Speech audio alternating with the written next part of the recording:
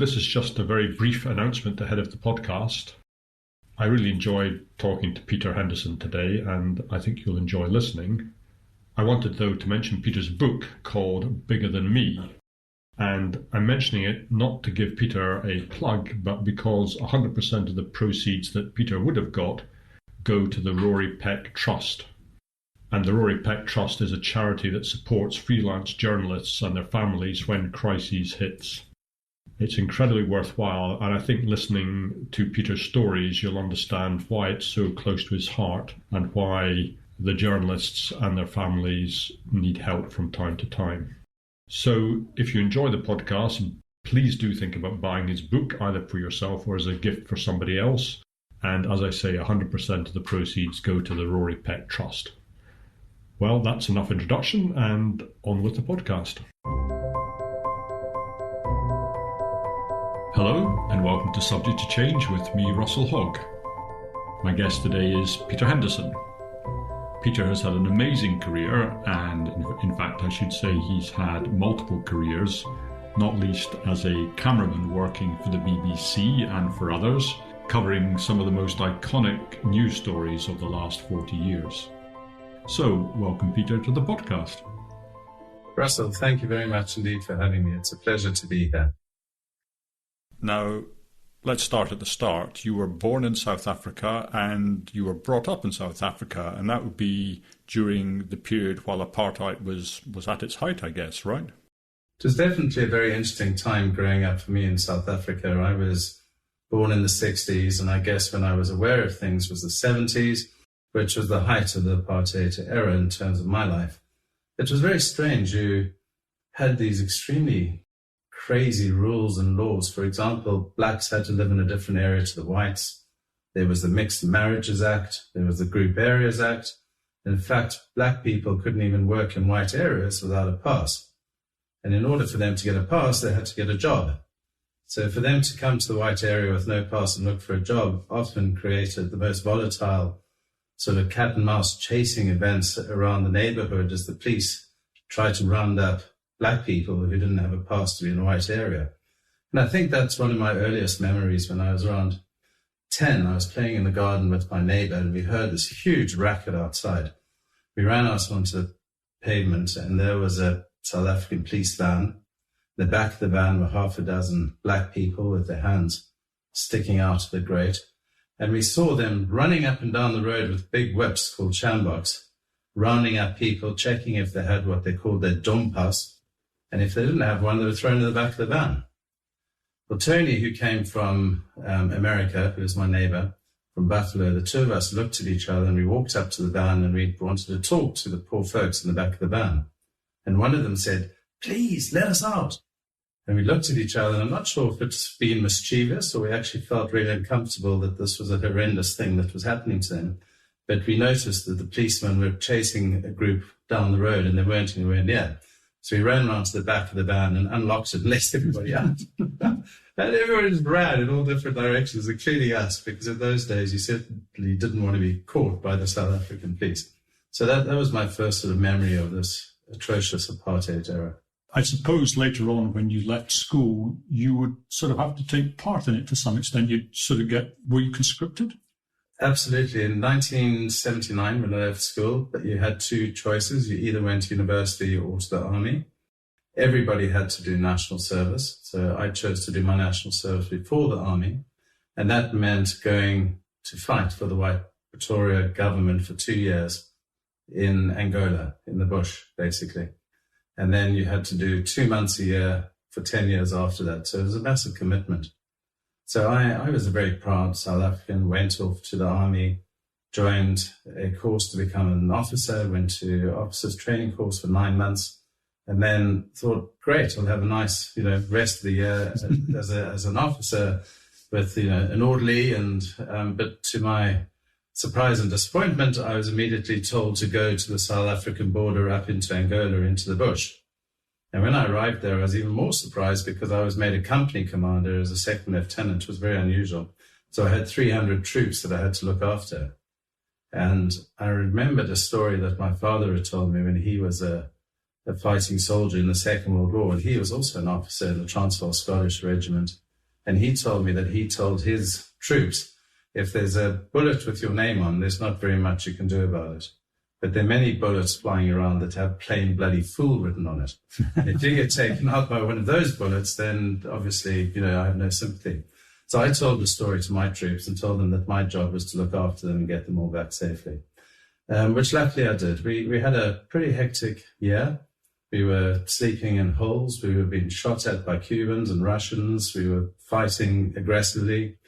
We were in some of the most incredible situations, which in some ways you'd never want to live through again, but in other ways you'd never missed for anything, because they were so influential in one's attitude to life going forward that you think, well, if I survived that and got through that, then I can get through anything.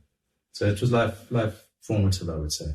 So then how, because as I said in the introduction, you became a cameraman. How did you get into that line of work then was that after you were in the army? Yeah, so I left the army and I came back to Johannesburg where I lived. And I walked into our family home and noticed our living room curtains were missing. And I asked my mum where the curtains had gone. And she said my sister had them up the road at a TV commercial. So I wandered up the road and I saw our curtains at somebody else's house. And Carol said to me, Pete, make yourself useful, make some tea and coffee for everybody, which I did. And I was fascinated. There was, beautiful girls and camera action. It was a TV commercial being filmed. And I asked if I could come back the next day, and I did. And this time I got paid. And then I became a runner and a production assistant and a production manager, and set up my own company in Cape Town called the Cape Connection, which basically encouraged overseas people to come to South Africa to film their commercials. So, hang on. You say that seems like quite a leap to go from being a T-boy to being a runner to all of a sudden your own company's appeared. So I went from T-boy to production assistant, then to production manager, and then I wanted to own my own company. But owning your own company wasn't that easy, basically, because, you'd only had like a year and a bit of experience. So when I got to Cape Town, I struggled to find anybody to work with me. And I found a producer who was really well known in the industry. And I asked her to form a partnership with me. And we did. And then we found a director who was really good. And I asked him to join me. And I said, I can't pay any of you, but we'll all share the profits. And between the three of us, we managed to get a couple of really big customers. Lee Lacey from Italy came out, and from Germany. And because of the contacts that Ladis, my director, had. And really, at 21, we'd each made R1 million, which was an enormous amount of money. It was like the most extraordinary short-term success from, zero to hero. And what does R1 million buy you then? Well, it's like $1 million today. I mean, it was huge. It was massive. It was more money than any of my friends had. It could have bought for cash one of the biggest houses in Cape Town. It was extraordinary. And then overnight, suddenly, this was about 1984, I think. Suddenly, the riots in the township started happening, all the unrest started happening, and the whole world started focusing on South Africa and recognizing the government as a sort of white Pretoria racist diabolical regime, and started imposing sanctions on the country. And as a result, overnight, our order book went to zero. Suddenly, nobody wanted to associate themselves with South Africa any longer. And our successful company went bang, basically. And at that point, there was a riot in Cape Town, which I went and filmed. And thought, wow, who would be interested in these pictures? I know, the BBC. So I jumped on a plane, flew to Johannesburg, went and saw Michael Burke, who was the BBC Southern Africa correspondent. Said, hey, Mike, look at these pictures. And he said, that's extraordinary. I said, you want to buy them? He said, no, we've got our own crews. I'll send them to Cape Town. So anyway, they flew off to Cape Town, and I was a bit disappointed. But I heard that there was going to be another riot at the Johannesburg University the following day. So I went and filmed that. And the BBC were all in the wrong city. They were in Cape Town. So I filmed it all again. At that time, when I went back to the office, I said, Mike, look what I got now. He said, well, I think we better hire you. So that was my first job, basically, working with the BBC as a freelance. In those days, actually, as a sound recordist, because the other cameramen far better than me. What was it like trying to shoot in the riots? Because it must have been pretty dangerous. So I'd never had any black friends. I'd never been into a black township where they all lived. I had a very narrow-minded idea of what life would be like for my fellow South Africans that I'd been totally segregated with because of apartheid. So on arriving, the first thing that I noticed was the dogs all barked at the white people. So where we lived, the dogs barked at the black people. And so that was quite extraordinary. I was like suddenly being recognized and barked at but welcomed, unbelievably welcomed with open arms, and appreciated that we were now risking our lives to go into their areas to film what was going on, because we were on the side of the rioting protesters. We were being shot at and tear gassed and whipped by the police and chased, and we were now filming this unrest happening. And that was making headlines around the world on the BBC and CNN and ZDF and all over the world, and getting a lot of press. And I think around that time I got asked by CBS News if I wanted to travel to do a very important interview, but they couldn't tell me who it was with. And as a freelancer, I said, yes, of course, I'm very happy to do that. And we got onto a private jet in Pretoria and we flew north, and I thought, oh, this looks a bit familiar. And we landed up near the border of Southwest Africa. And then we were picked up and taken in an even smaller plane and landed on a dirt runway in the middle of nowhere. And then to my shock and horror, I realized I was in the headquarters of SWAPO, the Southwest African People Organization, who for the last 3 years I'd been leopard crawling through the bush trying to shoot. So now here was an officer from the South African Defence Force, pretending to be a CBS American news cameraman in the headquarters of the enemy, in the officer's vest, having lunch with these guys. And that was a real eye-opener, because I thought, my goodness, let me hear your side of the story. And, we always felt we'd been invaded and this was communism and the big great peril. And these guys saw the South Africans invading their country and trying to take over their life and, sort of influence their way of life. And they felt they were being invaded equally. And it led to quite a confusing conflict of my own mind, because I didn't quite know who was right and who was wrong. But I'd seen both sides of the story. And when I came back to Johannesburg and I told my brother that I'd been there, he was so excited. He said, we have to go and get you debriefed and take you to military intelligence. I said, I'm not telling anybody anything. He said, why not? I said, well, I'm a journalist now. I'm not going to let everybody know where I've been. So after coming back from Angola, having filmed the SWAPO headquarter base, and coming back to South Africa and feeling unsettled about really the whole relationship between white, black, South Africa, Angola, the rest of the world, I started reflecting, thinking, you know what, this system's pretty evil. I wasn't a bleeding heart left-wing communist. I was becoming more of a realist.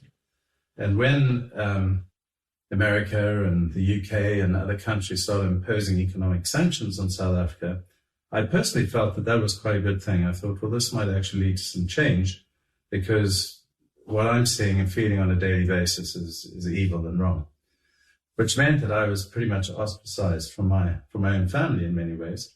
My family background, my grandfather was a great friend of Cecil John Rhodes. They came out to South Africa together. They set up a mining company in Kimberley. So this is the Cecil Rhodes of the Rhodes Must Fall movement. So my great-grandfather came out to South Africa from Ireland, and he basically traveled with Cecil John Rhodes, and they went to Kimberley and they set up a mining company and some department stores, and he became the mayor of Kimberley and was quite a well-known political figure in South Africa. His son became a member of parliament, my grandfather, and at the beginning of the Second World War, there was a hung parliament whether South Africa should join Europe and the UK and go and support the Allies in the war.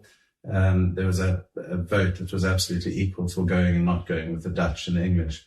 And my grandfather was a member of the House, and he was Minister without a portfolio, like the Chief Whip that you have here in the UK. And he had to cross the floor and take South Africa to war, knowing that his son, my dad, would be immediately sent off to go and fight Rommel in the desert. So we had a very strong sort of political, patriotic family. And when I came back into the family from Angola, they sort of thought I'd sort of become a left-wing communist, and how could I be showing the worst part of South Africa to the rest of the world? This was awful. But I believed in it, and I thought it was important. And the next 3 or 4 years, filmed some extraordinary things in South Africa working in the townships. It was pretty horrendous, and we saw some things that, nobody really should see. But it was... So what do you mean by that? I one day was asked to go to Crossroads in Cape Town, where there was unrest taking place, and the young children were protesting about going to school, and they were burning their school books and their schools down. And the parents were fed up with this and started chasing the kids around the township, basically. But when I say chasing, it was with big, machetes and spears and knives, and they were incredibly violent. And I came around the corner of one of these sort of cat and mouse chases and discovered a young boy cornered at the end of a one-way alley, and he was pounced on by a group of people, and I filmed this young guy being hacked to death, basically. I mean, he was just killed. There was nothing I could do as a human being to stop it. All I could do was have a wide angle, because I knew if it was too graphic and too close, it would never show anybody. But I filmed this whole story, got in the car, drove back to the editing station at SABC in Cape Town. We edited it, sent it to London, and got back to the hotel. And in those days, we still had telexes. And John Marnie, the foreign editor, sent me a telex saying, "Great pictures, old boy, we beat the Oppo." And I just thought, well, is it really great pictures? And who cares if we beat ITN? What I've just seen is just the most horrible thing I've ever seen in my life. But we were living amongst a group of really adventurous camera crews who were driven by adrenaline and adventure, and we were all in our 20s, driving in Avis BMW rent-a-cars, staying in 5-star hotels, living a life we couldn't possibly afford if it was our own credit card paying for it. And what attracted to this group of people were waitresses and car rental women and many sort of hanger-on groupies who used to love the energy and the expense account. So when we had dinner that night, which was, sort of silver service and champagne and lots of laughter, I had met a woman, and she decided to come upstairs to my bedroom with me, and we were going to spend the night together. And she was in the bath having a bubble bath, and I was in this Cape Sun hotel looking out at Table Mountain. When I just suddenly thought, what the hell is life all about? I was completely drained, and all I could see was this image of this poor guy being hacked to death, this girl in the bath, this beautiful double bed with a cushion with a flower and chocolate on. And I just started crying. I mean, I was just crying and crying and crying and sobbing. And she walked out and said, "What's wrong with you?" I said, "I just don't know what life's all about. I'm completely confused." And I was like having a breakdown, really. At which point she just shook her head and said, "Well, I'm going to go and talk to somebody else who's more fun." Cheers. And she left. And she walked out. So the next day, I phoned Michael Burke in Johannesburg and said, "Hey, Mike, I think I need a couple of days off, because I've been working for 45 days on the trot without a single day off." And he said, "Sure, take the weekend off and see you on Monday." So there was nothing, in those days, there was no counseling, there was no treatment for post-traumatic stress disorder. You just had to suck it up. You were witnessing things, as I said, that no human being should really ever need to see. And then you had to try and cope with it at the same time. But was there not a camera crew that did end up, being killed? But a friend of mine, George de Arth, at that exact same location where we were, unfortunately for him, went down a one-way alley and they were turned on. Him and his sound engineer. The sound engineer survived, but George sadly was really badly cut up and was in a coma and in a hospital for about 5 days before sadly died and didn't make it. So it was risky. It was not a joke. Where we were was definitely a massive risk, and sometimes we had to ask ourselves, was it worth it? Why we were doing it? Yeah. And I think it was easier because we were unmarried, we were single, we were at a stage of our life where we felt we were invincible. And sometimes when you look down the viewfinder of a camera, you're watching a black and white movie.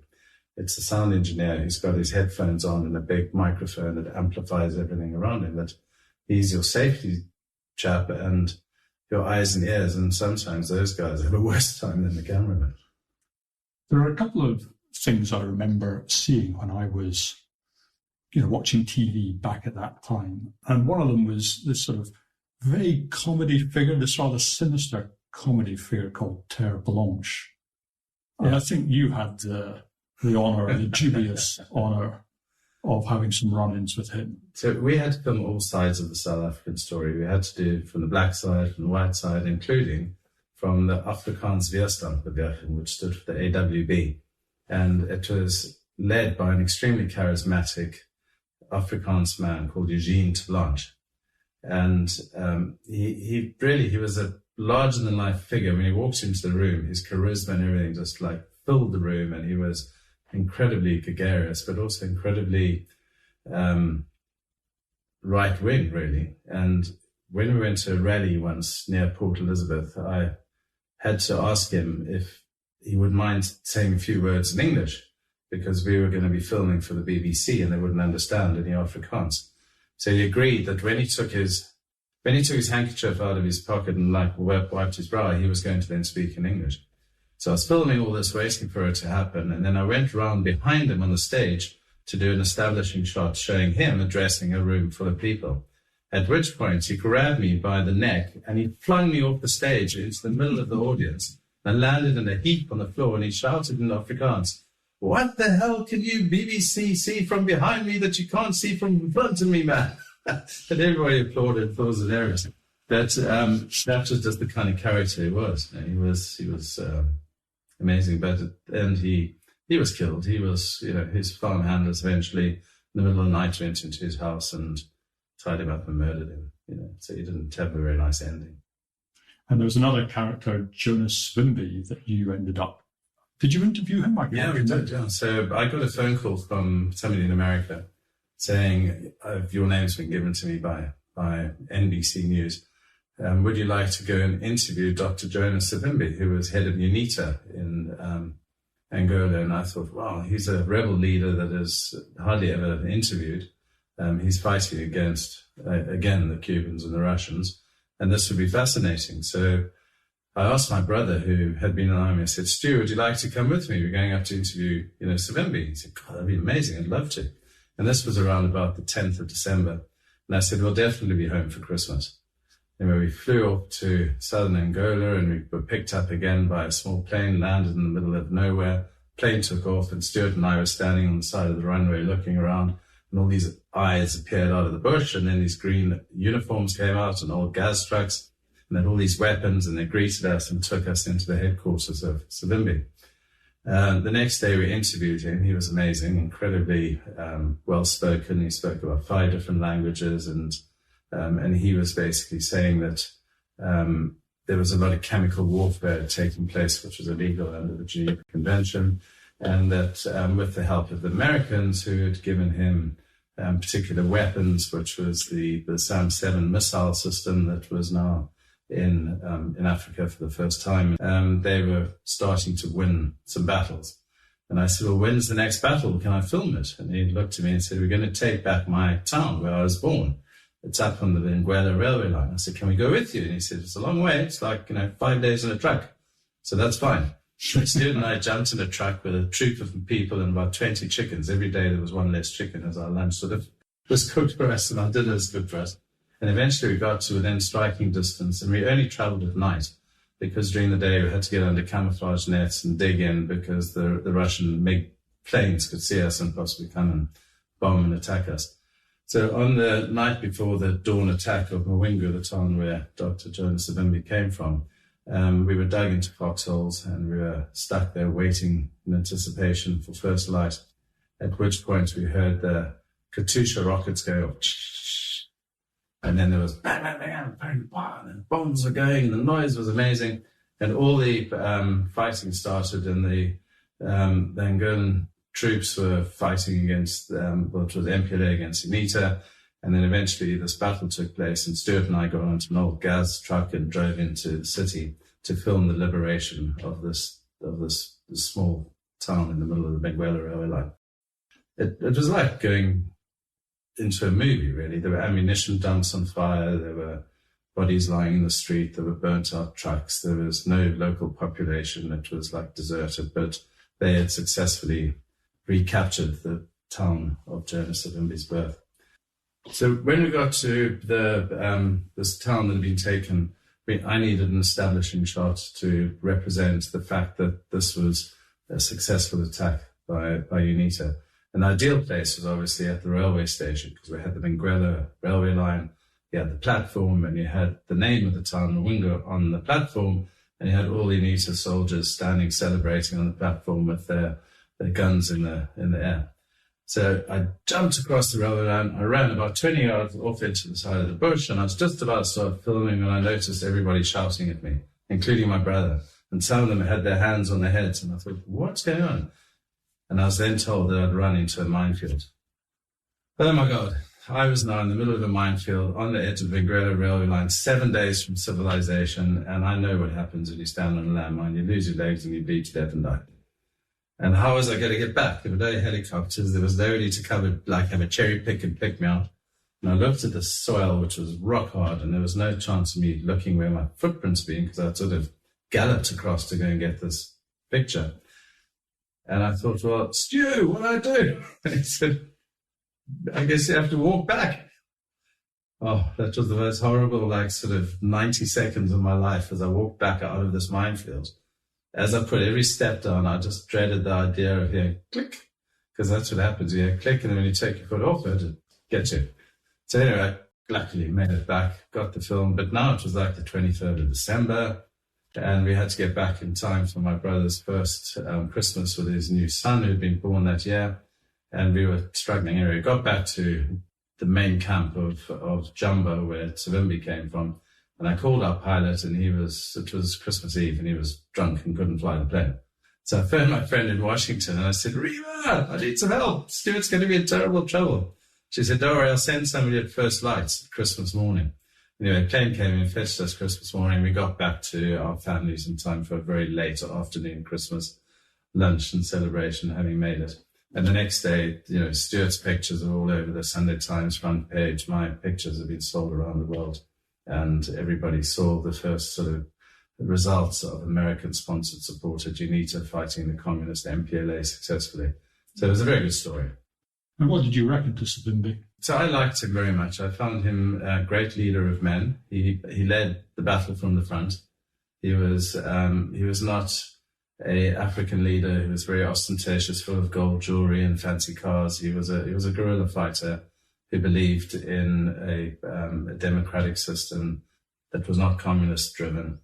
And, but he was having a hard time. He wasn't getting much support from many people. And eventually, when there was a coalition government in Angola and they came together, he and his leadership were killed by the opposition. So he didn't quite make it, sadly. So he actually got brought into the government and then he was killed. Yeah. Mm.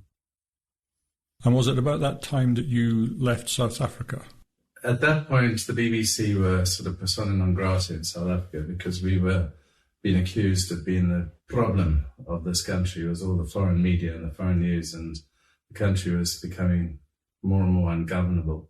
And so the Ministry of Foreign Affairs took away the work permit of Michael Burke and a number of other journalists and said to us guys, if you go into an illegal gathering, and most of the area was now under the state of emergency, you could land up in jail for 10 years.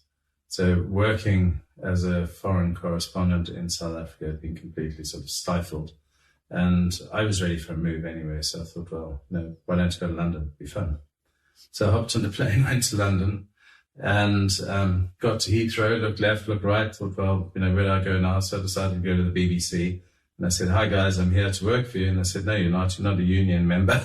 So even though you've risked all your life all these years working for us, I'm afraid you can't work for us here. So I was rather disappointed by that. But luckily I worked for NBC News, and they sent me off to the Olympic Games in Korea in 1988. And I really like your story there, because this is something I've heard before. Would you want to say something about how they conduct a riot in Korea?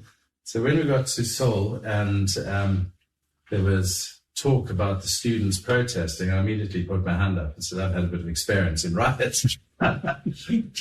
So Mike and I went and bought a crash helmet and a step ladder and And some of the local journalists said, why do you need all that? So we're going into the middle of a riot. And they said, yeah, but it only starts at 1 o'clock. I said, how do you know it starts? So they said, well, phone this number.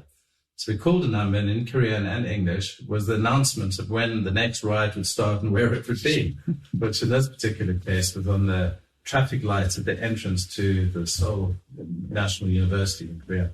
So Mike and I arrived on time, or half an hour before, and exactly on time. The students all came down out of the university, all with Molotov cocktails and rocks and helmets on, baseball caps, and all the police sort of arrived at similar time. And then the battle started. Everybody was throwing things and shooting. But on this particular day, it sort of spilled out a little bit into the residential area. So Mike and I were running down this little alleyway to try and film it. And we stopped on the corner, and I thought, you know what, it would be a better shot from the other side of the road. So I ran across the road. Mike, in anticipation, who's attached to me by an umbilical cord, and he's got a big sound recording box on his shoulder and headphones and a microphone. He started running with me, but as I took about the third step, a Molotov cocktail narrowly missed my nose and smashed against the wall and exploded, at which point I stopped and turned around, thinking that was a bad idea, and Mike did exactly the same. So he's now running in the opposite direction, and I thought, actually, no, I'm sure it'll be fine. There's not going to be another one, so I turned around and carried on running the other way. So suddenly we were like Laurel and Hardy, running in totally different directions at full speed, when the umbilical cord went ding, tautly, and we both realized we were running in the wrong direction. At which point we turned around and ran straight into each other and clapped on the floor. And the whole riot stopped. Everybody came over and said, are you guys okay? They picked us up and dusted us down. So just out of that corner over there, and you'll be fine. And then the riot all started again. And then at 3 o'clock, there was a whistle blew and it stopped. And everybody, even the rioting students and the police collectively, swept up all the rocks and the bottles and the stones and everything carried on. That was the most bizarre riot I've ever filmed in my life. That's great. I wanted to talk about, and I can't remember when this happened, when you had that really unpleasant experience where you were damn nearly killed when you visited a township. You know, a lot of people had difficult times, and on this particular day, I guess it was my chance to be in that tough zone. And it was on the 1st of May, and in South Africa, it was not a national holiday like you have in many other countries, Labour Day, but the black community did celebrate it, and in fact, imposed it upon everybody, saying you weren't allowed to go to work on the 1st of May. And anybody who tried to quite often got stoned or beaten up, and it was quite a flashpoint. So the BBC had recently bought a car phone, which was the first car phone in South Africa. And because it was in my car, I was like the go-to person when news came of a flashpoint having occurred. So the phone rang, and Michael said to me, quickly get to Davidson Township as quickly as you can. There's a riot going on there. So with my black sound engineer, Zet Manono, because we often worked in groups of white and black for security reason, Zet and I charged off to Davidson, got to the center of the village. We'd never been there before. And there was an obvious indication that something had happened because there was heavy tear gas in the air. There were rubber bullets on the floor, and there were a few people sitting on the sidewalk holding their heads and bandages and blood and stuff. And I opened my window and I said, are we too late? Have we missed it? And he said, no, everybody's gone down to the village hall at the end of the road. They're all regrouped there. So we thought, okay, we'll go down to the hall. And as we drove into this area, it was a village hall that you might be familiar with if you've seen churches in Middle America, which has got two big doors at one end and then a side door at the other end. And it's probably 30 meters long and maybe 20 meters wide. And there's a stage in the middle. So it was a typical sort of hall. And because it was so full and heaving, we went in the side door. And I started filming as I walked up the steps onto the stage. And there were 8 or 9 people sitting on the platform, and there was a nun addressing the crowd at the lectern in the middle of the hall. But as we walked in, the place erupted, and they all started shouting, Chisa, Chisa, Chisa Mlomo, burn the white guy, burn the white guy. And I realized that I'd walked into an Azanian People's Organization meeting, a ZAPA meeting, which is the most radical black group. It's like one bullet for one settler, get all the whites off the continent's for blacks in Africa, and everybody else to be killed. At which point Zed realized as well and started grabbing me, saying, Pete, run, run. I said, I can't run. I mean, how am I going to outrun, 5,000 people in this huge area? I'm going to definitely have my hands tied behind my back. I'm going to basically have to drink some fuel, put a tie around my neck, and they're going to burn me. That's what they do to informers and white people, and I'm going to be necklaced. I'm in real trouble here. And the hair on the back of my neck just stood straight up, and I looked at this situation, and I thought, anything I can do is grab the microphone. So I walked up to the Langton, and this nun was stunned seeing me walk up to her. And I politely asked if I could have the mic, and I took the mic. And I said in the microphone loudly, Amandla! And the whole audience went, I'm aware to. Amandla, I'm aware to, which is power to the people. And I said, Shlala Panzi, which means sit down. And then I said in Xhosa, the language that I speak, I said to them that I'm Pete from the BBC. I know you might not want me here, but I'll tell you something, that I've done more for the struggle than any of you will ever do in your life. So just sit down and behave yourself. And there was this like sort of slightly sort of pregnant pause as everybody sort of listened and figured out what do we do next. And oh my God, thank God for Sister Barnard. This woman, this nun, just embraced me. She put her arms right around me, wrapped very, very sort of publicly her support for me. And the 8 councillors on the stage created a human shield, and the 8 of them duck marched me off the stage and into the car and said, just get out of here. And it saved my life. I got up because I was in the wrong place at the wrong time. And that night I lay in bed thinking, oh my God, that was close. And the next morning I went back to the township, this time without Zet and without a camera, and that was even more scary, driving back into that area. And I asked some people where Sister Barnard lived, and I found her, and I walked into her living room. And I just said, Sister Barnard, I just want to thank you for saving my life yesterday. You were so brave. You could easily have been, sort of stoned to death as being an informer or a supporter. So thank you so much. What can I give you? Can I give you some money? Can I make a donation to your charity? And she said, look, Pete, you just give somebody else something one day. I'm really happy to have helped you. And thank you for coming all this way to say thank you, and thank you for everything you're doing for us in the community. And she was an incredible woman. But I remember that was a very important lesson, that nothing's for free. You have to give back, and you can't just take in life. So after you've left South Africa and you weren't in London for that long, you ended up, was it in Cyprus? I can't remember. So after a while of being in London and filming the underground fire inquiry of the King's Cross fire, and in the rain and cold, and having had the excitement of all the stories that I'd filmed in Africa, I found London expensive and slightly boring, frankly. From a cameraman's point of view, I loved living here, and it was very interesting to be here, but the filming wasn't that exciting. So I looked at a map and thought, well, where's it fun, sunny, interesting, and exciting? And I chose the Middle East. So I thought, I'll go to Beirut. I've heard of great stories in Beirut. So when I started doing a bit more investigation, I realized that if you went to Beirut, you'd most probably end up tied to a radiator for many years, and, by the Hezbollah. So I ended up in Cyprus, and I flew to Cyprus and found quite a lot of journalists and radio and print, but no television. So I called up the BBC, and this time they said, okay, because you're not working in London, you can work for us again. And I said, well, I'm a freelancer and I'd love to work for you. And I phoned up ITN and all the different people I'd worked for. And they normally all called on the same day asking to go and cover the same story. And that was fantastic. Suddenly we were flying into places like Damascus and filming Terry Waite coming out of captivity, and John McCarthy and Keenan and Anderson, all these hostages being released from captivity, which was fascinating. And then we had the breakup of the former Soviet Union. So we found ourselves in, Yugoslavia. We were in Belgrade. We were in Sarajevo, filming all of the sort of unrest. And then we had a Gulf War, and then we had the breakup of Somalia. So suddenly there was all this happening, all from Cyprus for a number of years. And I couldn't do it all on my own. So I phoned up some friends who I'd met in London and said, hey guys, come to Cyprus. It's amazing. And they're mostly Australia. So by the time, after a year, we had 30 Australians living in Cyprus, and we were known as sort of the kangaroo team. And whenever a foreign broadcaster needed a story filmed, they'd call one of us up, and we would charge off to go and film it for them.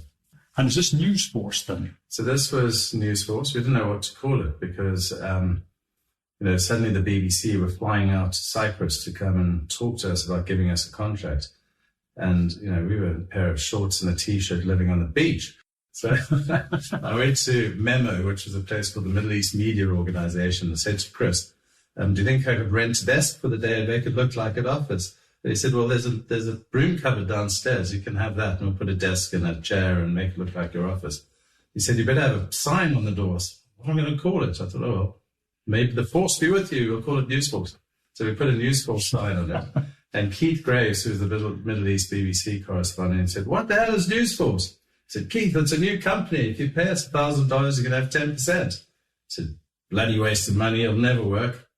Anyway, Chris Kramer flew up from London, and he was like, so everybody was terrified of him. He was the main sort of contract negotiator. And he walked into our little office, and he sat down on my side of the desk and put his feet out with a big packet of 30 cigarettes on the desk. And he said, Henderson, how much do you want to get paid then? I said, not sure, sir. He said, well, I've written a number on the back of the cigarette box. At which point I quickly grabbed it and looked at it, and I couldn't believe it. It said $100,000. So I said, yeah, that'll do for 100 days. He said, no, that's for the whole year. I said, no, it's for 100 days. I said, do you want me to go and work for ITN? He said, no. I said, okay, deal, done. And we shook hands. So suddenly we were now living in Cyprus with a $100,000 a year contract to be a camera crew for the BBC in the Middle East, which was phenomenal. It was really an amazing. So Chris actually said, well, I better call London and tell them what we've agreed. And he picked up the phone and had no downtime because it wasn't even plugged into the wall. It just a prop. I said, oh, Cyprus telephones don't often work. But we still got the contract, and we did very well with that for many years. And you had a trip to Beirut, which ended pretty badly, I seem to recall. So, I thought I'd sort of survived Africa and the horrors of all those kind of things. And then going into Lebanon was a slightly different kind of war, because it was not coming at you down the road or from the side or amongst angry people rioting. It was bombs flying through the air, were indiscriminately shelling and hitting you. So when Brent Sadler from ITN asked me to go and do an interview with General Rune, the president of Lebanon in those days, I very enthusiastically agreed, and my sound engineer, who normally worked with me, Mike, had gone off to London to do some editing, so he wasn't with me. And Brent said, well, we'll just pick up a Lebanese sound recorders when we get to Beirut, which was fine. We got onto the boat. Now, this was my first trip into Lebanon, and we were going by boat from Cyprus into Beirut. And halfway through the night when I was sleeping, all I could, and I lift my head up and didn't hear anything. I thought it was the waves crashing on the hull, but it wasn't. It was the shells landing in and around Juni port in Lebanon.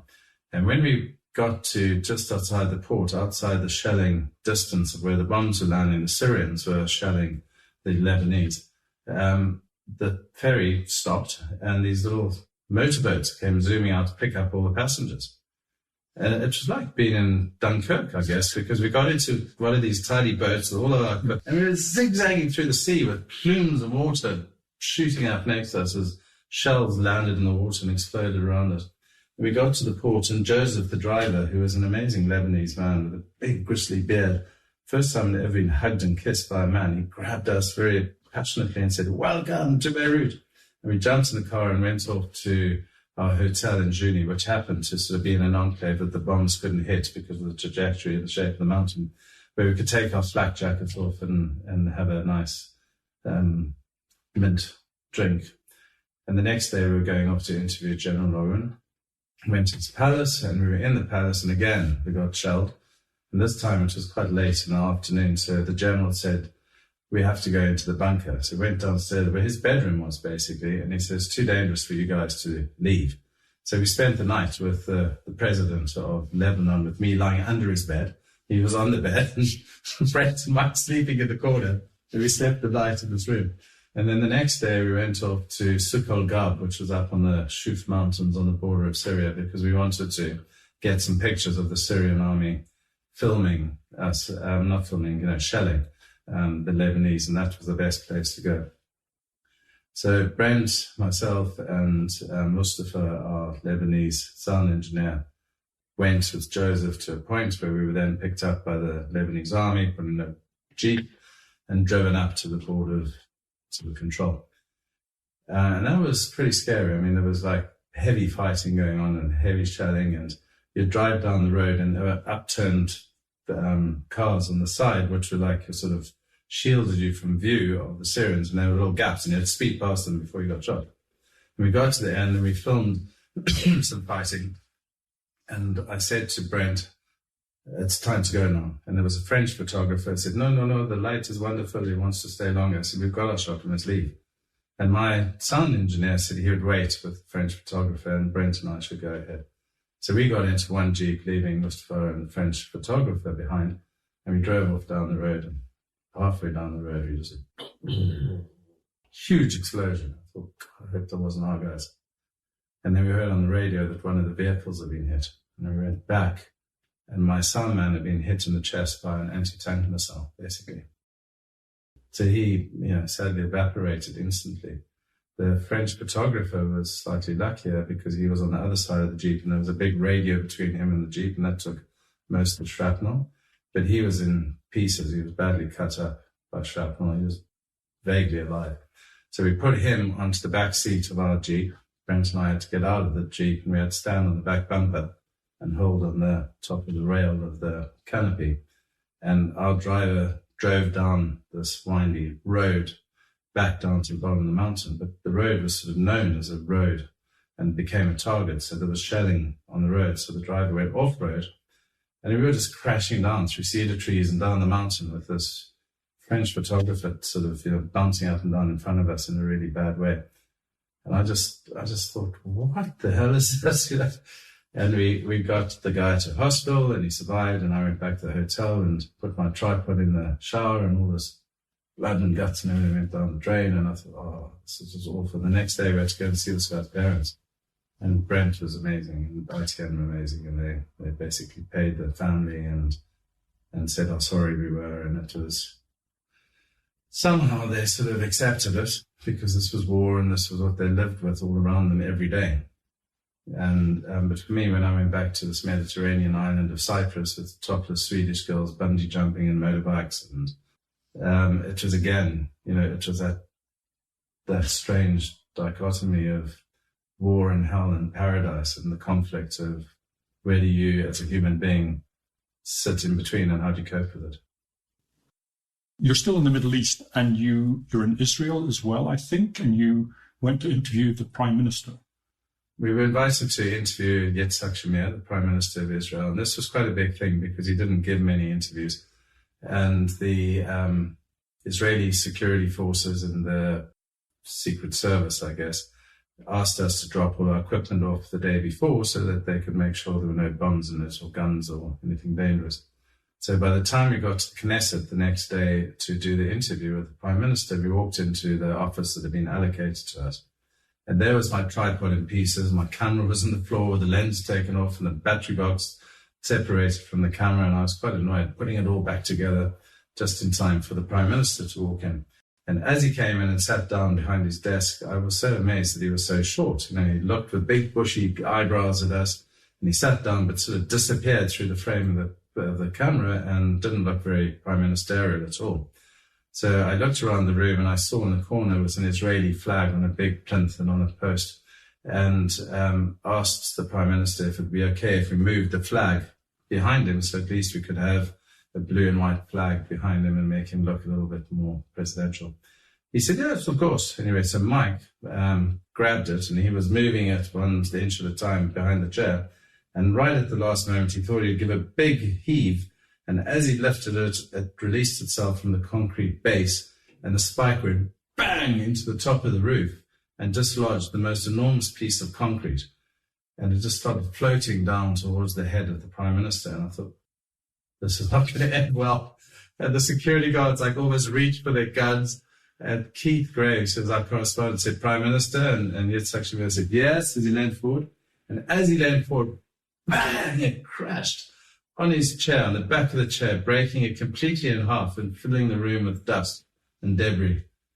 And all I could think was, Jerusalem Post tomorrow morning, BBC press, assassinate Israeli Prime Minister. And he looked at us through the dust, and he looked up at the roof, and he said, they don't make things like they used to. We were quite relieved. Something this Israelis are pretty tough. Exactly. And I seem to recall News Force, you hit on quite a good money-making scheme, which was to find a way, because this was back in the day where communications were nothing like they are today, and you had sort of found somebody to produce a mobile satellite dish. So I think after the first Gulf War, we came back to Cyprus and we were sitting reflecting on what we had covered and what we had done. And one of the big events that we had managed to achieve was we were the first television crew to get into Kuwait to film the retaking of Kuwait by the American forces. And our crew was in the American embassy and filmed the American flag. We pulled up the flag post and we had these incredible pictures, but we had no way of sending them back to anybody. We were in the middle of nowhere with no running water, electricity, and our camera crew had a satellite phone calling me in Cyprus saying, Pete, you've got the best pictures in the world that were worth hundreds of thousands of dollars, but we couldn't do anything with them. It was a day and a half later that CBS arrived with a lorry and a big satellite dish and transmitted the pictures back to the world, and our pictures were sent at exactly the same time as everybody else who had caught up with us. So sitting in Cyprus, we said what we really need to do is we need to have the ability to shoot, edit, and transmit our pictures all on the same day or live even. And we started to figure out how do you do that. And a few broadcasters had these mobile satellite transmitters. And when I inquired, I realized that it was pretty expensive. It was all the money we had made throughout the last 3 years, really. Everything sitting in the bank account was going to buy one of these boxes of equipment. So I phoned up the company in London who made it, Steve McGuinness from Advent, and I ordered it. And I had to transfer $680,000, I think, the next day to London or pounds. I think it was nearly $1 million. And I went back to the bank and I said to George, I said, have you sent that money? He said, no, I haven't. I said, well, don't send it. It's too much. Then I called Steve and I said, I've cancelled the order. He said, we've already started building it. I said, I just don't know what to do. And thank God for my wonderful wife. She said, Pete, I can live without new curtains in the living room suite for a while. If you think this thing's going to work and it's going to make a difference, just do it. And so I released the funds and we got it. But then I didn't know how to use it. So I had to find a specialist, and we got a team who were ex-British special forces who'd been trained by the British government in operating in hostile and remote areas, who knew how to operate in these difficult environments. And a team of them took this thing off to Afghanistan, and we started filming and sending pictures back from Afghanistan. And this was revolutionizing the news industry, because suddenly pictures that took sometimes days or sometimes weeks to get back were now live.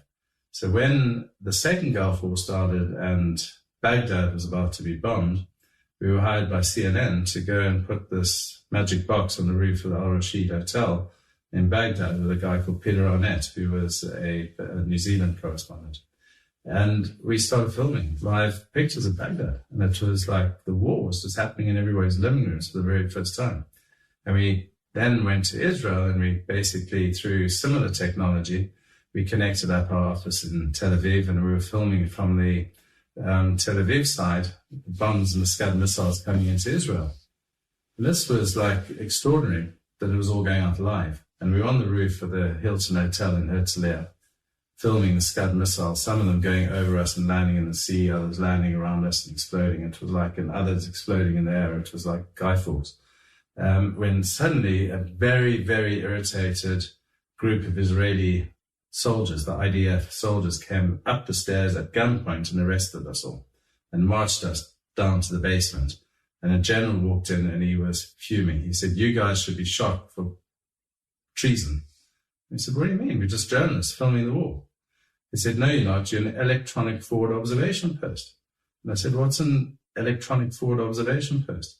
He said, who do you think's watching CNN in Baghdad in his nuclear bunker? Saddam Hussein. I said, probably. He said, he's seeing your live pictures live, and he's picking up his phone to his artillery and saying left 100, up 200, on target, rapid fire. He said, you are the eyes of the enemy, and you're going to kill thousands of people if you carry on transmitting. Now, as an ex-army officer myself, I suddenly realized the predicament. This was the first time a live war had been shown, which had real material impact on people's lives all around us. And what was the answer? How could we couldn't stop. We had to do something. So after a few hours of negotiating, we agreed that our cameras would point into the sky. They'd film the interception of the Scud missiles and the Patriot battery nearby that was trying to take them out. And then we'd film the aftermath of an explosion that took place, and we would not declare where it was. So we'd have to say within the state of Israel, 3 missiles landed and killed 2 people. But we wouldn't show the actual point of impact at the time, and we had to sort of compromise. And that was acceptable to the Israelis, and was acceptable to us as broadcasters. But it was quite a powerful feeling of responsibility, where you were, for the first time through technology, influencing the lives of lots of people. They had sort of the same issue, didn't they, in the Falklands? Falklands was slightly easier because it wasn't live, and the journalists stood on the boat, and there was a famous Brian Hanrahan who had his radio, and he would count them out and count them in. and it was again reporting a live war, but it wasn't television pictures on site live. And then this really led to a big dilemma from the army, really. What do we do with these journalists? They're almost like the enemy. So they decided to embed them, and this suddenly became a big American thing, embedding crews with the military. And Fox Television was the worst, because they were, the journalists who traveled with Fox and Fox journalists, they would sort of report things like, "Ladies and gentlemen, we got them." And they were suddenly part of the American army, American foreign policy. There weren't any longer sort of journalists who were like the BBC, who were reporting both sides of the story. And it started to change journalism considerably on where's that level of sort of responsibility and independence. And whereas, the BBC have always tried to show both sides of the story quite well. And you had to go to New York, didn't you, to test your satellite dish to make sure it was working as it was supposed to? Nelson Mandela was about to be inaugurated in South Africa as the first black president. And a lot of broadcasters had asked us to take our satellite dish to Johannesburg to go and provide live coverage of that event. Sadly, when we discovered South Africa was outside of the footprint of the satellite that we had, which was mostly around Europe and covered large populations, Africa was right at the end of the continent and outside of that particular scope of satellites. And there was something called C-band, which was a big global satellite footprint that had a very weak signal that our system wouldn't work on. So my engineers, who were really bright, said what we need is a digital satellite, and I'm sure we can invent one. So we looked around the world and we found some French equipment, some American equipment, and we went off to the States, and we basically sat outside a big TV Earth station with our little satellite dish in the corner, and we built and designed and basically pioneered the first digital satellite that would work in Africa. And we were so excited. We had taken a big risk, and we had really pushed the boundaries in electronically and manufacturing it. And we were just chuffed as anything. So on that particular day that we were about to head back to London, I said to my team, "Guys, I think we deserve to fly back on the Concorde." And they looked at me with eyes open and said, "Really?" I said, "Come on, I've never been on it. Let's go." So we got onto the Concorde that night at about 6 o'clock in the evening out of JFK, and it was really exciting. There were 29 of us. It was on the plane in total, and we were in the front cabin. It was quite small, smaller than I sort of thought it would be. Only had 2 nice leather chairs on each side of the corridor. The pilot came on and said, "Ladies and gentlemen, for those of you who've never flown on the Concorde before, we're going to take off, and about 40 seconds after takeoff, there'll be a slight change of noise on the engines and the nose will dip. That's completely normal, and we're going to fly you across the Atlantic, and it should take 1 hour 46 to get from Newfoundland to the border of Scotland, and then the whole flight will be just under 4 hours." Boy, this was exciting. So on the runway, taking off at great speed, halfway down the runway, suddenly, bang! I thought, boy, I didn't mention that bit.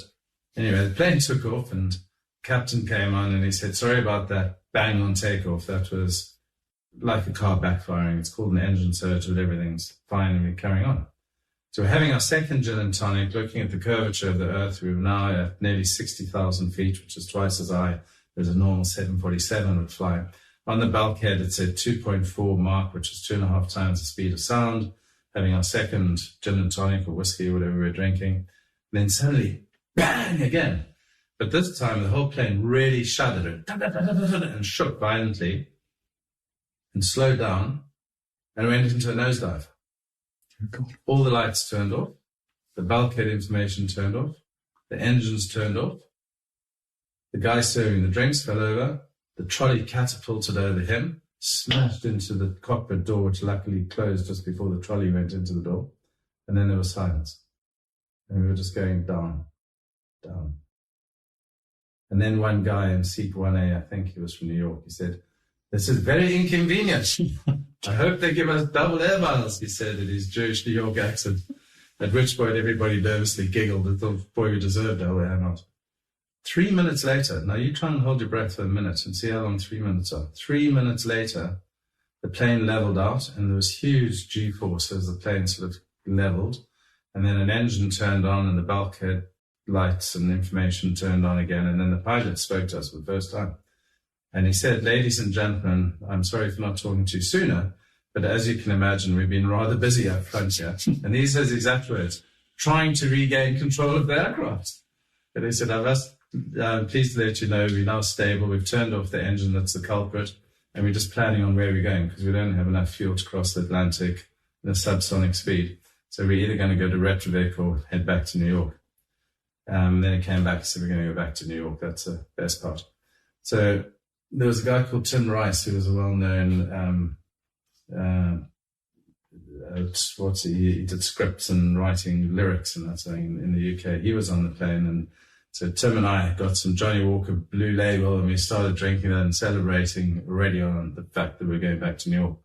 And when we landed in New York, it was amazing. There was like sort of ambulances, foam throwers, fire engines lining the runway. We did a full emergency landing. My only disappointment was that they didn't put down the chutes and us all slide down the side. We sort of crawled up to the gangway and got out. But there were 29 air hostesses waiting for us, one for each of us. And they said, "Mr. Henderson, terribly sorry about the inconvenience. You can have a night of hotel of your choice in New York and we can fly you out tomorrow on the Concorde. Or we can go on American Airways first class leaving in half an hour." And the three of us, Jeff and Ken and me, we said we'd had enough wine for the day. So we got in a car and we went off to Madison Avenue into this lovely hotel. And as I walked into the bar just before midnight, I said, "Drinks are on me." Anyway, the barman rang the bell and gave everybody around and said, "The next round's on me." And then when it came to the third, he said, "I think you should stop now." So the next morning we were checked in at British Airways to get on the plane to take the 9 o'clock flight to London. The air hostess was checking us in and said, "Sorry about yesterday, everything okay?" I said, "It's perfect. I've got a bit of a hangover and a very expensive bar bill." And she said, "Do you have the receipt?" I said, "Yes, I did, because I paid my credit card." And I took it out of my blazer and I gave it to her. She looked at it and said, "My goodness, you did have a good night." 1 minute, sir, and she disappeared. And then she went into the BA office and she came back and she gave me 12 $100 bills and said, "Here's a reimbursement. Thank you very much for flying with British Airways and sorry for the convenience." And when we got onto the Concorde and took off for the second time, I looked around for my friend in 1A who sadly wasn't there, because I realized we had in fact got double air miles because we'd taken off twice from the same point of origin. And I think it was quite soon after this that you sold News Force. So what was the reason for that? I got to a point where I was 40 years old. I had worked jolly hard for many years, traveled to 152 countries, had a lot of fun. But I also thought that it was time to spend some time with my family. I had 3 kids, who were 6, 8, and 10. And the company had offices in Sydney, Singapore, Cyprus, Johannesburg, London. It's a multi-million-dollar business, and I was the only shareholder and owner of the company. And it was quite stressful because I needed to make nearly $1 million a day just to cover my overheads with all the operations we had around the world. So if there wasn't a good war or a good sporting event or something happening, the good chance of the company not doing well after 3 or 4 months could mean that it would all just fall apart. So I decided to get an investor to come in and work with me. And I put it out to tender, and we had the Canadians and the Germans and the French who were all interested, and I eventually sold half the business to France Telecom. I had to work with them for 2 years, and then they acquired the rest of the company. And as I said, when I was 40, I walked out the front door of my office with a cardboard box, thinking, well, that was an invention. and in your time sort of working as a cameraman or working as a newsman, did you work with any journalists that you particularly respected? Who was your sort of top person? So I worked with many fascinating people, from Tom Brokaw in the States to Kate Adie to Ben Brown to Martin Bell. And I think Martin Bell was one of the men that I really respected. He was a BBC foreign correspondent who, you might remember, was quite superstitious and always wore a white linen suit. So right in the middle of a war zone in Sarajevo, Martin would arrive in his suit looking like the Del Monte man coming out of the Caribbean. But the way he was so good was the fact that he had the ability to look at pictures and tell a story. As a cameraman and an editor, normally the traditional way was you film all day, you come back, the journalist writes the story of like a minute and a half, he records the voice, and then you go and you lay the pictures over his voice. What Martin Bell decided to do was better, was to let the pictures tell the story. So he'd say, cut the best 1.5 minutes worth of visual pictures and show it to me. And he'd walk into the edit room and he'd look at it, watch it, walk out, and then a minute later walk in, pick up the microphone and tell the story. And it was so powerful and so accurate. You'd do it in one shot. And his stories were really, really strong. In the same way, there was a journalist called Fergal Keane from Ireland who was also a BBC radio correspondent, who had an amazing ability to describe with the way of words what was around him for radio purposes. When he moved to television, he was an incredible craftsman because he had that wonderful ability to connect words to an event that was so descriptive over and above other people. But you had many talented people. Michael Burke did the famine in South Africa, in Ethiopia, the Burke famine. And he had a trick where he would write his maybe as much as 4 or 5 minutes of script, and then he would record it into a mini microphone, into a mini recorder. And he'd put the earpiece into his ear, turn his head slightly sideways so he couldn't see it with the camera. And then he'd play it back and he would repeat what he had written extremely well previously. So when you look at him telling a story for 6 minutes without a break, thinking, my goodness, he's excellent, that's what his trick of the play. But all of them were great. And I think the level of professionalism within the BBC in particular was incredible. Whereas some of the American networks were just paid regurgitators of information. They needed script approval. They needed to send their script to New York. Some, 24-year-old PhD in political science would check it and see it that it wasn't legally going to mess them around. And then they would send it back with corrections, and the correspondent would rewrite it and then stand up and basically be a face to camera that was really regurgitating the news desk's impression of what was happening. Whereas the BBC would be on the ground interviewing people, talking to people and telling the real story as it was. I don't want to lead you astray, but was there any people that you found very difficult to work for? Was there any problem? I think Kate Adie was probably the most difficult because she was highly opinionated and had extremely high standards. And it actually was an advantage to us because we were freelancers and we took any job, and the BBC crew didn't want to work for it. So whenever there was a story that Kate was going on, it was much easier for the foreign desk to call out Pete and get one of his crews to go there. But, she was really professional and incredibly strong-willed, very high standards, and brave as anything. I mean, she would be out there in the front as well. So difficult but adventurous, I would say. So you've sold your business, and I think that sort of comes through when I talk to you and sort of read a bit about what you've done in your book, is that you're a newsman through and through, but you're also an entrepreneur through and through. And so you then have a sort of a break in Kenya, but you can't stay still for long. And you're off to all places. South Sudan?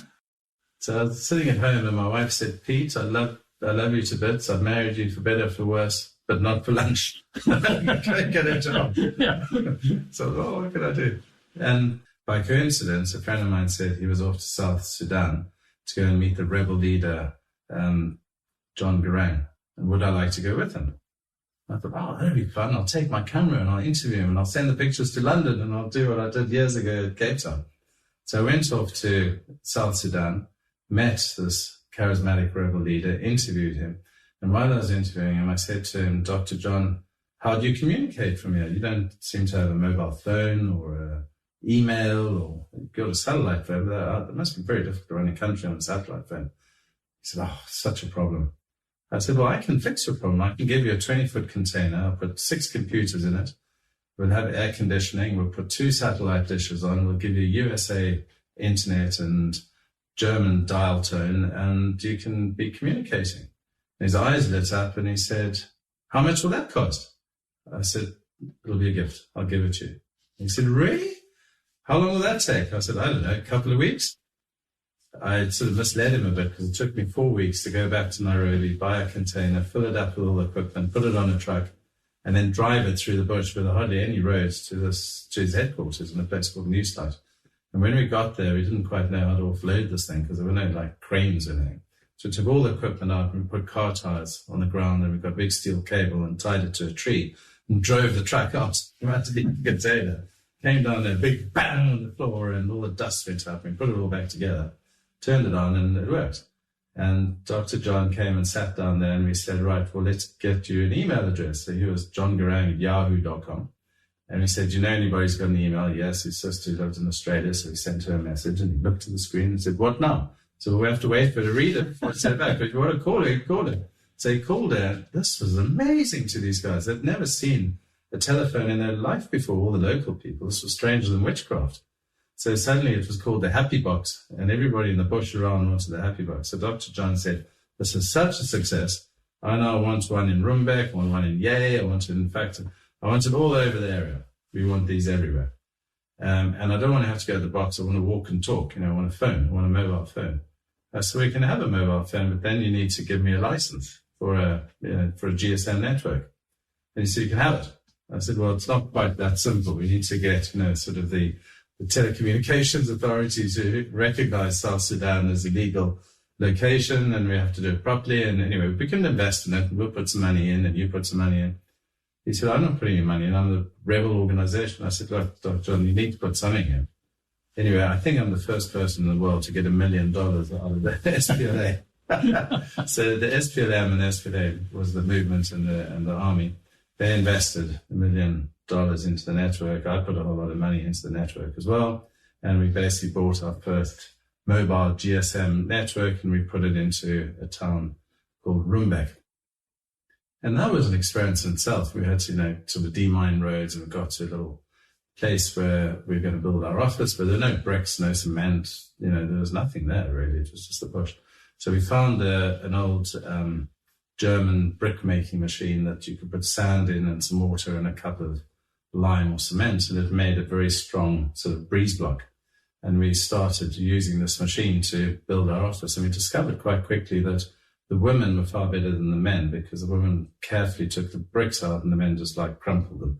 So we hired a couple of women, and these women were so delighted because their husbands had been killed in the war, and they were they had kids and they had no income and no money, and suddenly they were being empowered.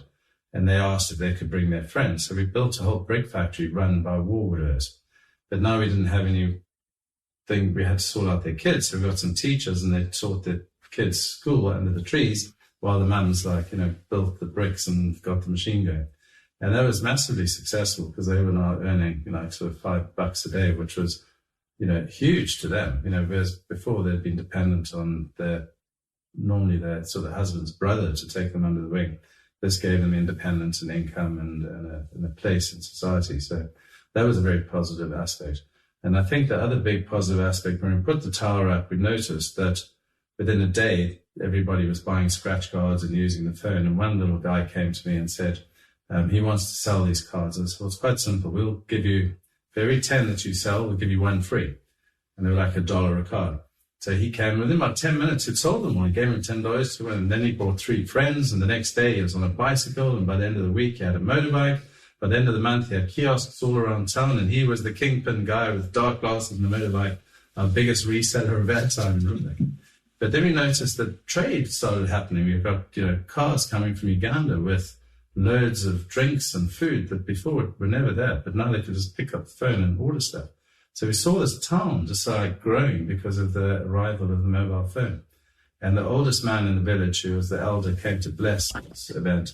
And we gave him the phone and we said to him, would he like to call anybody? And he phoned his son, who was in Canada in the middle of the night, we hadn't seen for like 5 years because of the war. And he said to his son, all in his own language, can you believe it? I'm talking to you from Rumbek. Over. He kept saying over. There's tears just pouring down his face. Anyway, he was so chuffed, and he looked at me and said, can I carry on? I said, take the phone. It's yours. Call him whenever you want. And it changed their lives. It was amazing. So we had the first mobile phone network in South Sudan. And you had to commute sometimes from Rumbek to Kenya, which... Yeah, that was a challenge. On this one particular day, we hired a Kenya, which was a 14-seater turbo prop twin-engine plane, quite a fast plane. And we were flying some investors around 3 towns in South Sudan who were going to invest and support us in our business. And as we left Rumbek, as the sun was setting, to go back to Nairobi, 2 Sudanese guys came up to the step of the plane and said, are you going to Kenya? We said, yep. Could we have a lift? I said, sure, jump in. So they jumped into the back of the plane, and there was Johnny Beveridge, myself, 2 Sudanese guys, and the 2 pilots who were up front. And flying about an hour and a half into the flight, I noticed the pilots were looking a bit uncomfortable. It was bad weather, and we were sort of going around it a bit dark. And I went up to the captain, Arvin, and I said, Arvin, are you okay? And he said, not really. And I said, what's up? He said, well, we've got about an hour and a half to fly, and it looks like we've only got about an hour's fuel left. I said, oops, that's the problem. What can we do? And he said, well, I've been trying to call one of the airports on the way in Eldoret, but the phones aren't answering and the lights are all off, and I can't get through anyway. And I said, well, I know somebody in Naivasha who's got a farm. Maybe we can get them to put lights on each end of the runway. We can land in Naivasha. He said, Pete, this thing lands at 100 miles an hour. We need a tar runway. We can't land in the bush. We'll just flip over and crash. So I said, what are you going to do? He said, we're going to go as high as possible and then pray. If you're religious, now's the time to start praying. So I went back and sat in my seat, and I thought, well, what do we do? I started thinking about, well, if this is the way it's all going to end, at least we're not going to burn, because there'll be no fuel to burn with, but this is going to be it. And then one engine turned off. Lots of alarms going off on the dashboard. And I said to Arvin, how far away? He said, we're still 50 miles away. And there was the Ngong Hills, and this thing had just gone over the Ngong Hills. And I said, but one engine's still going. He said, I don't know how, because there's no fuel left. And the other engine ran for another 8 minutes, which is just 8 minutes of getting us closer and closer and closer. And when that went off, suddenly we had no engines, in the dark, Nairobi in the distance, and Arvin had declared an emergency on the radio to air traffic control, saying no fuel, go crash. And then he turned the landing lights on, which was done because that ran the battery flat, which meant that we had no radio, we had no instruments, we had no controls. The plane was flat, fuel was gone. We were now 20,000 feet above the ground, just falling towards the earth, going at quite a speed. And Johnny is also a pilot. I'd learned to fly. The 2 of us looked at each other and we thought, we better tie everything down. We're going to have a very hard landing. So anything that was loose, we tied down in the plane. We got all the seat belts over and locked them all down. I don't quite understand. You say you have a hard landing, but if all your instruments have gone and the controls are a problem, how are you going to be able to find the airport? You had to come through the clouds and see where you were, because we were heading towards Nairobi in the distance. And as the thing came down, you'd go through cloud cover and you'd look for lights and recognize where you were. That was the only way that you'd be able to find your way back to the airport. So when we sat down on our chair, as we broke through clouds, we saw Nyayo Stadium, which was the main football stadium in the distance, and we knew the airport was off to the right. And the pilot turned slightly to the right, thinking it'd land maybe on the Nairobi highway to Mombasa. And my phone came and signaled. I thought, I better phone and say goodbye to JJ and the kids. Because I knew that if this thing didn't land on the runway, those big stationary blades on the side of the plane were going to cut through the fuselage like a hot knife through butter. I mean, it would just disintegrate. We were doing, nearly 300 miles an hour at this stage. So you don't walk away from a crash like that. And I dialed her number, and I thought, what did I say? And then I pushed cancel. I thought, you know what, I'm not going to do anything. I've had the most incredible life. I wouldn't have done anything different. I wouldn't have married anybody different. I wouldn't change anything, basically. Slightly disappointed. My kids are like sort of 6, 8, and 10, and they're going to grow up without a dad. But my life's been amazing. I'm not going to call it. And as we came through the clouds towards the airport, I recognized the threshold of the runway, and I could see the green runway lights, and knew that as long as those didn't go red, we were going to be high enough. If they went red, then we were messed up, because that means you're too low and you have to put power on, and we didn't have any power. And they kept green, and then I saw the pilots working really hard, and they say, undercarriage down, and they pushed this lever, and well, there were no 3 green lights on the dashboard to indicate that the undercarriage was down, locked and solid, but through gravity, they had fallen down. And then he said, we're going far too fast, we need flaps. And they tried to put the flaps, but there was no battery, so the flaps wouldn't go down. And we came into land at like 3 times the recommended landing speed. And as we hit the runway, on the threshold of the runway, we flew along, and one wheel either burst or went off the runway, and the whole thing started going sideways and this way, and then spun like a top and landed in a heap sort of on the side of the runway. And we opened the door, and we all climbed out, and Johnny and I were sort of giggling because we were nervous and relieved at the same time, and started sort of pretending to thank God that Whitbread sort of prayed on the runway, and air traffic control had their binoculars out. And I think they thought Al-Qaeda. Johnny then jumped on a plane onto a BA flight to fly back to London. And I went home, and as I got home, I said to Jojo, I had a bit of a rough day. And then my phone rang, and it was Johnny saying, I've just been arrested. I said, what for? He said, for illegally leaving the scene of a crash. I said, oh, God. He said, you need to come back. So I said to Jojo, sorry, we had a bit of a crash. I'll see you later. And I went back to get Johnny.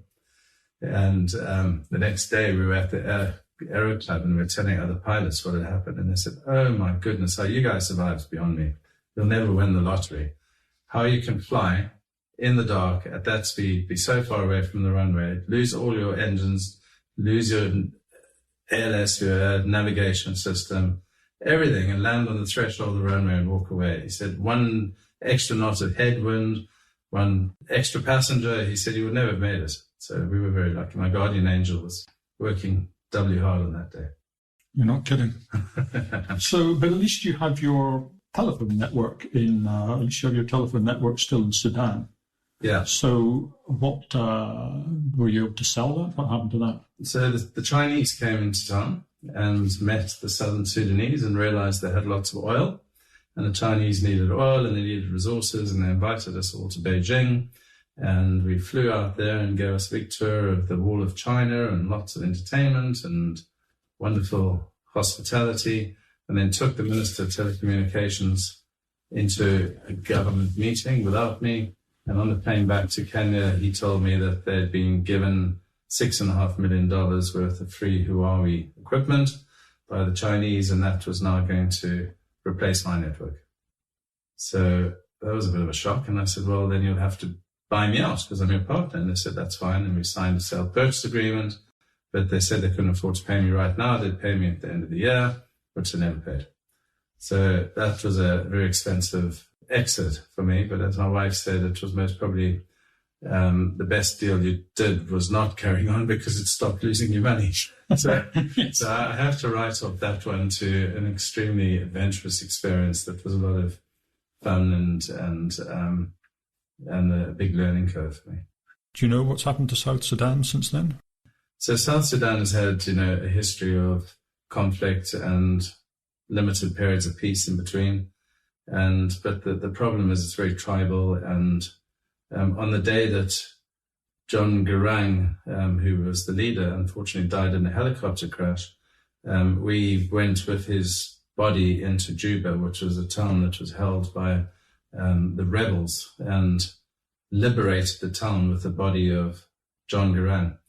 And I thought that was going to be the beginning of the peace, because we hired a plane from Uganda and we took 20 ministers and his body and went into Juba. And when we got there, his wife, Rebecca Garang, went to the Catholic church where his funeral was taking place. and took the microphone in front of 10,000 people who were attending the funeral. And I realized this was going to be a really important speech. And I got my satellite phone and I called London, the BBC, and I got through the BBC World Service to traffic. And I said, guys, you need to put this out live on the BBC World Service. This is the funeral of John Garang, who was killed in South Sudan, and his wife was about to speak at his funeral. And Rebecca stood up on the stage and she held her hand up in a fist, held it high. And she said, I will not mourn the death and loss of Dr. John for 1 hour. I will not mourn his death for 1 minute. I will not mourn his death for 1 second. Unless you, the people of South Sudan, go against his wish of the comprehensive peace agreement. I call on all women, and particularly women of South Sudan, to make sure the men in this country do not go back to war. Dr. John has to be remembered for the one who brought peace to South Sudan. Very powerful, incredibly powerful, and it actually stopped the civil war starting again. And has that continued? After Dr. John died, Salva Kiir came in as the president, and there was conflict and distrust and factions breaking up, and it's gone back to civil war. Yeah. So that's just been an incredible story. You've had an absolutely extraordinary life. Is there any sort of overall message or anything you want to pass on? I think if I reflect on my extremely lucky and enjoyable and fun and adventurous life, it's really the attitude towards grabbing life with both hands and living it to the best. Life often throws curveballs and it's not always predictable, but if you lead life in a very positive, can-do kind of approach, then somehow it attracts those kind of opportunities and exciting things that seem to happen around you.